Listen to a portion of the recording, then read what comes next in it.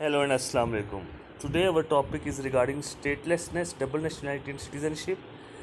This topic is actually in continuation of our previous topic that was regarding nationality, like what is nationality and how to acquire it. So let us start. First of all, we are going to discuss the difference between nationality and citizenship. The word nationality and citizenship are often considered to be synonymous of each other.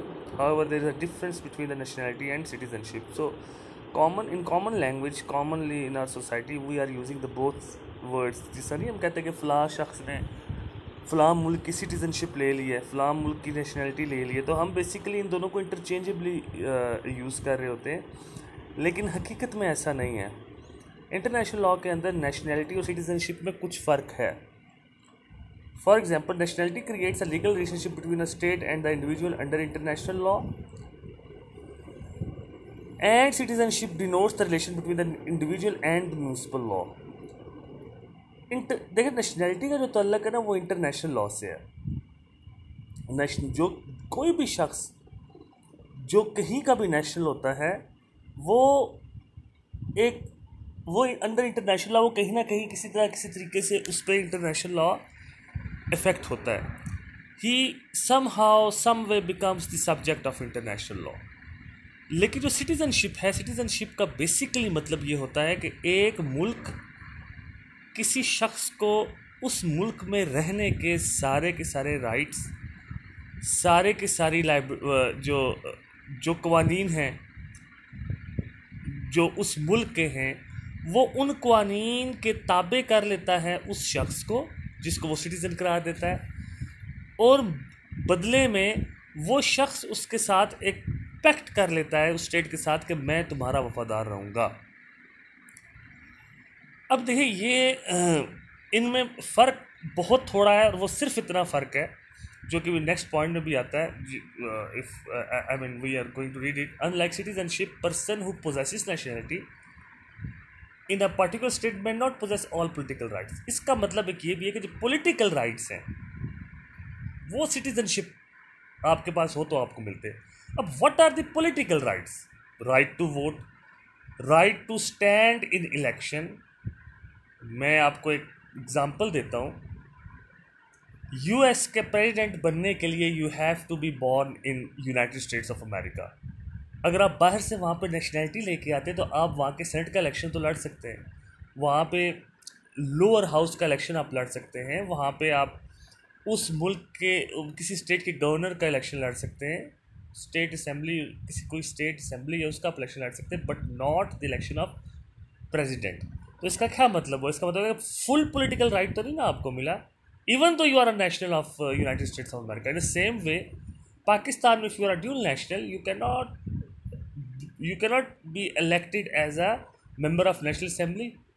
Dual nationality नहीं, इसमें supreme court ने कई दफ़ा कई लोगों को उन्होंने इस पर डिस्क्वालीफाई किया, कहा कि आप पिछली अपनी नेशनलिटी को आप फिनिश करें, ख़त्म करें, तब आप इस पे आएंगे. अब वो बेसिकली उस नेशनलिटी की वजह से पाकिस्तान में जो उनकी सिटीज़नशिप थी उस पर इफेक्ट पड़ता था.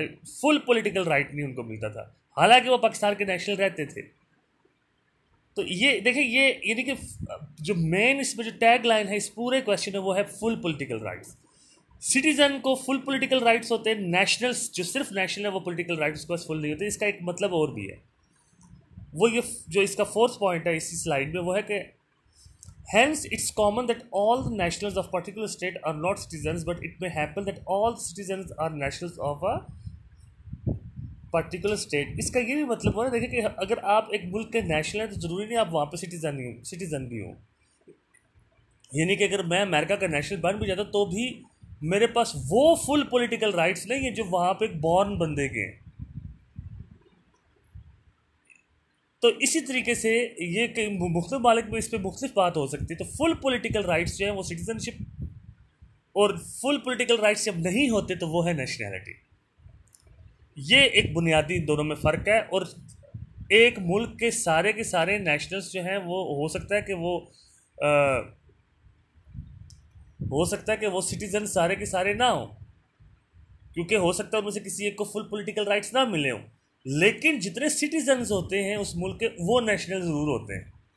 तो ये एक इसमें बुनिया एक ये टैग लाइन है इसकी। पर पॉलिटिकल राइट्स का आपने बेसिकली फ़र्क याद रखा है, जो इन दोनों कॉन्सेप्ट्स में जो मेन डिफरेंस डालता है। And now it is about double nationality in married women.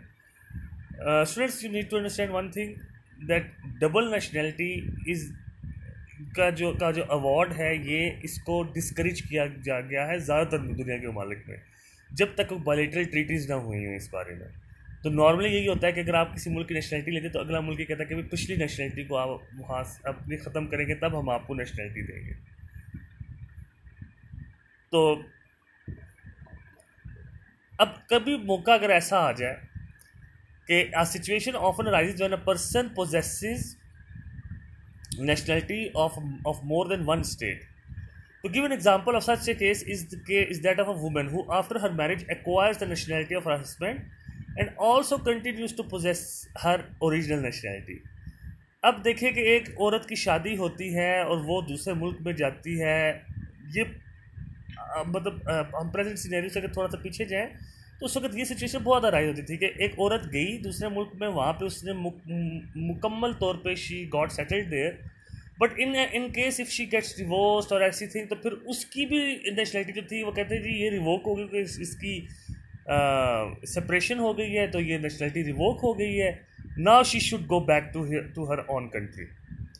So imagine one thing, if a woman is settled at one place for like a decade or for 2 decades, and at once she has to move back to her own country.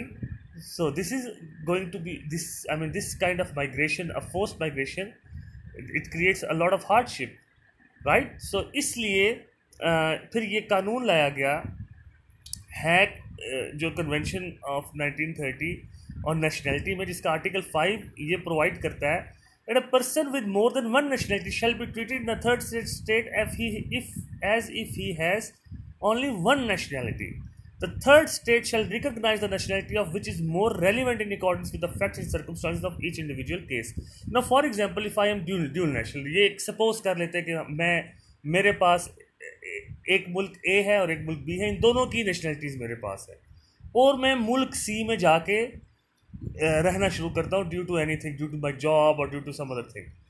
तो अगर वहाँ पे अगर मेरे साथ कोई problem पेश आती है तो मैं किस एम्बेसी से रब्ता करूँगा, या मुझे अगर कभी मैं वहाँ पे ऐसा काम करता हूँ जिसकी वजह से मुझे डिपोर्टेशन फेस करनी पड़ती है, तो जो होस्ट कंट्री है वो किस एक मुल्क से रब्ता करेगा। तो नॉर्मली उस केस में ये देखा जाता है कि ये शख्स जो है जिसके पास 2 नेशनलिटीज़ हैं, इसमें से ये किस नेशनलिटी वाले मुल्क में ज़्यादा अरसा रहता रहा। यानी कि अगर मेरे पास पाकिस्तान की नेशनलिटी है और साथ मेरे पास अमेरिकन नेशनलिटी है, so if I am living in America for last like 6 years और 7 years, so I think that nationality, यानी कि ये नहीं कि सिर्फ मैं ये सोच रहा हूँ, मतलब कि ये चीज़ यही समझी जाती है कि फिर ये नेशनलिटी यानी अमेरिकन नेशनलिटी मेरे केस में ज़्यादा रेलिवेंट है। तो एक तो ये इस यहाँ से इन्होंने इस आर्टिकल ने ये जो मुश्किल थी वो ख़त्म की, और दूसरी इसमें ये बात थी कि आर्टिकल 8 to 11 जो है वो एक शादीशुदा औरत से रिलेटेड है। If a woman marriage then she will automatically acquire the nationality of her husband while retaining her former nationality, and afterwards her nationality will not be affected by her husband's nationality. यानी उसके बाद अगर उसका husband किसी और nationality, कोई और मुल्क की नेशनलिटी इख्तियार कर लेता है, तो ये ज़रूरी नहीं है कि वो भी वही नेशनलिटी इख्तियार करे। और अब ये हो गया है, अब जो लॉ सेटल्ड है वो ये कि औरत की मर्ज़ी है कि वो अपनी नेशनलिटी छोड़ती है या नहीं छोड़ती, क्योंकि नेशनलिटी से हमने पढ़ा था कि modes of acquisition of nationality में सब एक ये भी था कि जो फैमिली है, फैमिली का जो यूनियन है उसको तोड़ना जो है वो पूरी दुनिया में हर लॉ उसको to some extent, not to some extent but on a very large extent, it is considered यानी कि डिसलाइकिंग है इस बारे में कि एक फैमिली को आप इकट्ठा ना होने दें किसी एक मुल्क में। So it goes both ways. हमने इस बात को पिछले क्वेश्चन में डिस्कस किया हुआ। UN declaration on elimination of discrimination against women 1967, ये इससे भी मैरिड वुमेन का जो नेशनैलिटी का जो ट्रबल था उसको कम हुआ। देखिए ये सिर्फ मैरिड वुमेन का डबल नेशनैलिटी का मसला नहीं बनता, इसके अलावा भी बन सकता है। मसलन अगर एक बच्चा जो है वो दो मुख्तलिफ नेशनल्स का है और उसकी बर्थ एक तीसरे मुल्क में हुई है, अब उस बच्चे को किस मुल्क की नेशनैलिटी मिलनी चाहिए? बाप की नेशनैलिटी और है, माँ की नेशनैलिटी और है, जिस मुल्क में पैदा हुआ है उस मुल्क, वो मुल्क थर्ड मुल्क है। तो ये भी हो सकता है कि वो माँ की नेशनैलिटी भी मिले, उसको बाप की नेशनैलिटी भी मिले। तो ये नेशनैलिटी हो सकती है। इस तरह से ये बात सिर्फ मैरिड वुमेन के लिए नहीं, इसके अलावा भी हो सकती है। अब नेक्स्ट जो है ये, this is a very important and very interesting terms जो कि I think to include it in slide, denizen and quasi citizenship. The term denizen describes the status of a person approximately halfway between a citizen and a non-citizen. It is often used for immigrants who are granted free access to labor market, the same right as nationals to social security, a form of protection against sudden expulsion from the country, and sometimes some political rights as well. जैसे आप नहीं कहते कि एक शख्स दूसरे मुल्क में गया है और उसको अब वहाँ पे परमानेंट रेजिडेंस कार्ड मिल गया है, एक मैं बात करूँ, मिसाल है ये, या वो वर्क परमिट उसको मिला है और वर्क परमिट मिलने के बाद उसके जो कुछ राइट्स हैं वो ज़्यादा बेहतर हो गए। अब यूरोप जो मुल्क यूरोपियन कंट्रीज़ में, जिस तरह कि हमने पहले भी बात डिस्कस की थी कि if you get work permit there, it means that आपके जो राइट्स हैं वो डेवलप हो गए। सडन एक्सपेल्शन शायद आपकी उस तरह से ना हो जिस तरह से अगर आप किसी और वीज़ा पे हैं। सो आफ्टर परमानेंट नेशनैलिटी से पहले का जो एक जो एक स्टेज है, उस स्टेज को फिर आप डेनिजन कहते हैं, जिसमें कुछ हद तक पॉलिटिकल राइट्स मिल जाते हैं। शायद अगर आप किसी वर्क फोर्स में तो फिर आप किसी लेबर यूनिट का हिस्सा भी बन सकते हैं, ये भी आपका एक पॉलिटिकल राइट बन जाता है। Quasi citizenship is defined as status of enhanced denizenship that entails almost identical rights as those enjoyed by resident nationals, including voting rights at some level, local or national, or access to public office, as well as full protection from expulsion. देखिए ये वही चीज़ जब भी मैंने आपको United states की example दी कि उसमें सिटीजनशिप और नेशनैलिटी का फ़र्क आपको वहाँ पे समझ आती है कि जब एक यूनाइटेड स्टेट्स ऑफ अमेरिका का president should be a born person of United States of America. अगर वहाँ का बॉर्न नहीं है तो वो प्रेसिडेंट नहीं बन सकता, यानी नेशनल तो वो हो सकता है लेकिन शायद ये फुल पॉलिटिकल राइट, ये जो आखिरी पॉलिटिकल राइट है वो उसका नहीं है कि वो he is actually disqualified to contest even the election. तो ये इस सूरत में है और ये क्वाज़ाई सिटीजनशिप एक किस्म का आप समझ कि it's the next level of denizen, तो ये आपको होना चाहिए। अब this is more important, statelessness. So right to have rights, it is your right to have rights. अब someone not recognized as a national by any state under the operation of its law, यानी कि एक शख्स जिसके पास दुनिया के किसी मुल्क की नेशनैलिटी नहीं है। ये कब होता है? ये हो सकता है बिल्कुल जब एक मुल्क दूसरे मुल्क पे कब्जा करे और वहाँ के लोगों को एक्सपेल कर दे। अब चूँकि वो मुल्क ही नहीं रहा तो वो पिछली नेशनैलिटी जो थी वो ख़त्म हो गई, और जो नेक्स्ट कंट्री है उसने भी आपको बाहर उठा के निकाल दे, तो वो आप बिल्कुल, वो अगर मैरिड वुमेन थी कोई जिसने अपनी पुरानी नेशनैलिटी छोड़ दी और अपने हस्बैंड के साथ उसने नई नेशनैलिटी ले ली, लेकिन बाद में डिवोर्स की वजह से किसी वजह से वो हस्बैंड जो है वो उसकी नेशनैलिटी से वो करे तो that she would have become stateless. ये ऐसे भी होता रहा है पास्ट में। तो ये जो एक हार्डशिप है टू पर्सन के वो किसी भी मुल्क का नेशनल ना हो, इसको 1954 में एक कन्वेंशन आया था स्टेटस ऑफ स्टेटलेस पर्सनस पे, which established minimum standards of treatment for stateless people in respect to a number of rights, के कम से कम अगर आप उसके पास कोई नेशनलिटी नहीं भी है तो आप उसको रहने का हक दें, उसको जो मिनिमम बेसिक जो राइट्स हैं फूड के, क्लोथिंग के, वो उसको दें, तालीम का देना चाहिए, शेल्टर उसको अच्छा प्रोवाइड करना चाहिए। 1961 convention on reduction of statelessness requires that states establish safeguards in their nationality laws to prevent statelessness at birth and later in life. Children are to acquire the nationality of country in which they are born if they do not acquire any other nationality. यानी कि उसके दोनों माँ बाप जो हैं वो भी अगर स्टेटलेस माँ बाप हैं तो उनका जो बच्चा पैदा हुआ है तो कम से कम उस बच्चे को जो कि किसी और मुल्क में मौजूद है तो उस मुल्क की नेशनलिटी मिलनी चाहिए, यानी कि नेशनलिटी देनी चाहिए।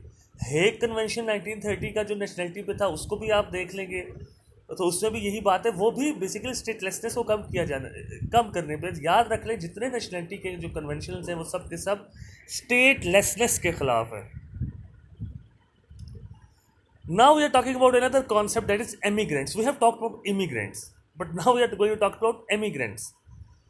These are the nationals of one country living abroad for a longer period. यानी कि आप समझ लेंगे पाकिस्तानी नेशनल है वो जर्मनी जाके रहना शुरू कर देता है for a very long time, लेकिन नेशनल वो पाकिस्तान का है। अब नेशनैलिटी लॉ का जो फोकस जो मोस्टली रहा है ना वो इमिग्रेंट्स पे रहा है कि अगर कोई मुल्क में बाहर से आता है तो उसको नेशनैलिटी कैसे दी जाए, उसको कैसे राइट्स दिए जाए कि वो वहाँ पे आराम से अपनी ज़िंदगी गुजार ले। तो इसीलिए एमिग्रेंट्स के ऊपर इतना ज़्यादा हमें लिटरेचर नहीं मिलता जितना हमें इमिग्रेंट्स के ऊपर मिलता है। तो ये याद रख लें कि इमिग्रेंट्स वो हैं कि जब किसी और मुल्क का बंदा आपके मुल्क में आता है तो वो आपके लिए इमिग्रेंट है, लेकिन अगर आपका बंदा किसी दूसरे मुल्क में जाता है काफ़ी अरसे के लिए रहने के लिए तो वो जो शख्स जो आपका नेशनल है वो दूसरे मुल्क में गया वो आपके लिए एमिग्रेंट है। एमिग्रेंट्स के लिए लीनियंट पॉलिसी ज़्यादातर होती है, उनको वापस एक्सेप्ट कर लिया जाता है। For example Germany has been accepting German emigrants living in Soviet Union after World War II, और काफ़ी अरसे तक जर्मन नेशनल्स जो हैं जो वर्ल्ड वॉर II में जिनको प्रिजनर्स बनाया गया उनको बाद में लेते रहे। हालांकि उनमें से कई ऐसे थे जिनको जर्मन लैंग्वेज नहीं आती थी, they have been abroad like in Soviet Union for a very long time, लेकिन उनको just because of this thing that they were emigrants उनको एक्सेप्ट किया गया। So guys, this was the whole presentation regarding different concepts. We talked about statelessness, we talked about emigrants, we talked about immigrants, we talked about nationality and citizenship, nationality और बल्कि इसमें एक और वो जो चीज़ है जो जिसको हम कहते हैं डोमिसाइल जिसको कहते मतलब ये कि जो शख्स जहाँ पे रहता है, जिस जगह पे रहता है वो उसका डोमिसाइल होता है। तो ये डोमिसाइल हो गया, सिटीजनशिप हो गया, नेशनलिटी हो गया, इनमें थोड़ा थोड़ा फ़र्क है। So I hope that this presentation was fruitful for you, and if you have any more questions, do let me know. Thank you.